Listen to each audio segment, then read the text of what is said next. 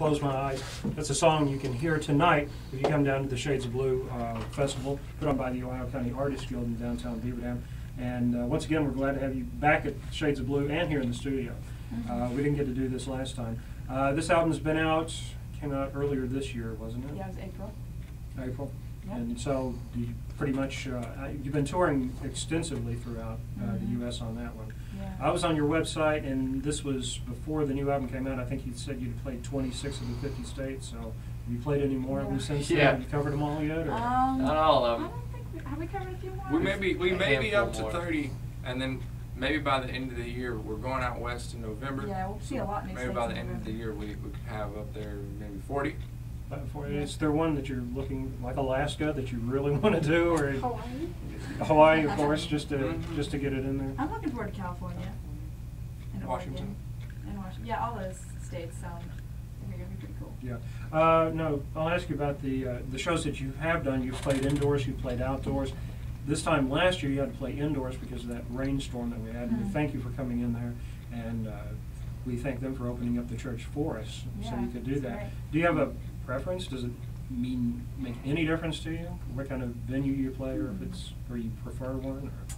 Well, there's benefits to both. Indoor shows are nice because the sound is trapped in there, so everything feels louder and more like pounding in your chest, kind of. Yeah. But outdoor audiences sometimes are crazier, which is more fun.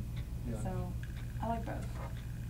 The rest of you guys? Yeah, it shouldn't really matter to us. We try to customize what we're doing to fit any situation. At least that's our attempt. You know, it took us a while to get used to it, and we've done more inside shows. So I think even it's just more natural for us to probably vibe Yeah, a little more inside. comfortable If we played more outside shows than inside shows, then we'd probably be the other way around. But you know, I'd say it's like 8 inside shows every 2 outside shows, maybe. Yeah. Well, tonight should be an outside show if everything holds up. I think the storms have been through. Did you encounter the last place you played, St. Louis last night? Did you not? It rained some. Well, we were inside, so we didn't mind. And the weather's so nice today; it'll be great outside. Yeah, it actually is perfect for a day for people performing outside. We've got people performing outside right now. Maybe not as I speak, but they've been playing throughout the day at Shades of Blue. Now, I was going to also ask you, have you already started? I don't think you probably sat down and set out to make another record. You've probably been writing songs as soon as you put this one out anyway, right? Yeah, we've been so busy on the road, we haven't written as much as we would have liked, but I think we're all kind of starting to, it's in our blood, our veins are starting to kind of wake up and complain and tell us we need to, there's ideas that need to come out. Yeah, the seasons are changing. Yeah. And we're heading into the cool side of the year, and Right. with that comes like a little less tour and a little more right. You know, like More during the downtime. spring and summer, you're so just, no, I wouldn't say overwhelmed, but your plate is full with how much you tour that sometimes when you go home, you're just drained a little creatively, and you're just like, yeah, I'm gonna, you know.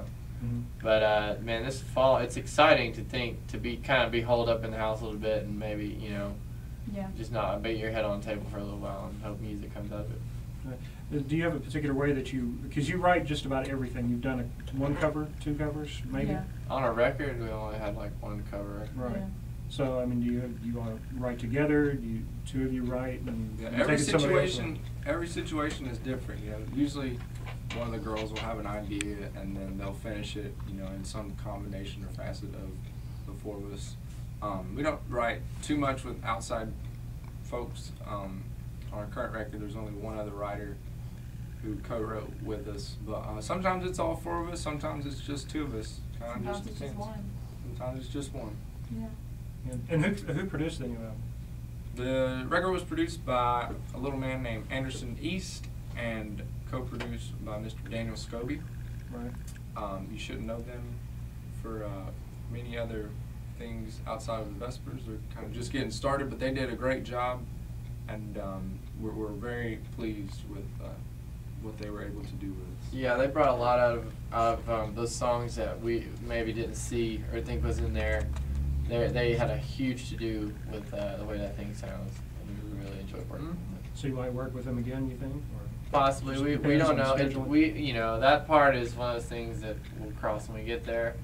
You know, we don't really want to. If you start thinking about that too early, then it may clog up and fog up your writing process or your arranging process. You're like, well, let me have so-and-so in mind. But So whatever opportunity arises at the time, Mm-hmm. we'll just do the next thing. Okay. The next thing we're going to do is play the another track that you picked off this album. Like I said, if there's a story, go ahead, or we'll go ahead and play it. But Footprints in the Snow. Any memories of writing it, or oh yeah, in particular? Bruno, you came up with that mandolin lick, I think. And then we wrote it about Bigfoot, or no, it wasn't. What was it about? It was my idea to write it about Robin Hood and the Sheriff of Nottingham chasing each other. Oh, Yeah. okay. Yeah. yeah. You don't really know that until I explain it because it's not very obvious. Yeah, I mean, it was just kind of like a chase kind of vibe, and we were doing our best to be, artsy songwriters and switch the roles, I guess, in the middle. And the Yeah. guy who was running wasn't really the villain or something. So Yeah. it was just a combination of 2 or 3 different people's perspective on what that is. For me, it was like Dog the Bounty Hunter chasing a guy. You know what I mean? Like, Okay, so we're going to go ahead and play that one right now from their album, The Fourth Wall. This is the Vespers and Footprints in the Snow here on XMZ.